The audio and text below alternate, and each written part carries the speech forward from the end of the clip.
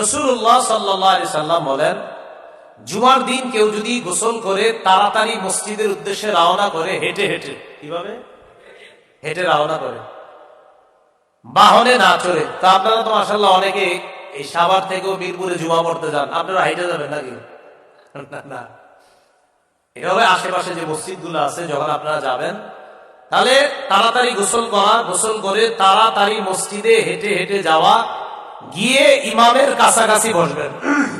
বসার পর যদি ওই ব্যক্তি ইমামের কথা শোনে, রাসূলুল্লাহ সাল্লাল্লাহু আলাইহি সাল্লাম বলেন তার প্রত্যেকটা কদম, এই যে একটা কদম ফালাইলেন আবার উঠাইলেন, আবার ফালাইলেন আবার উঠাইলেন, এই প্রত্যেকটা কদমের দাম 1 বছর রোজা রাখা, 1 বছর নামাজ করার যে সওয়াব, আল্লাহ তাকে সেই সওয়াব দান করবে শুধু এক কদমের বিনিময়ে। 1 বছর রোজা রাখা, 1 বছর নামাজ পড়ার সওয়াব। তাহলে আগামী জুমা থেকে দেখা যাবে কারা কারা আগে মসজিদে যায়, ঠিক আছে না?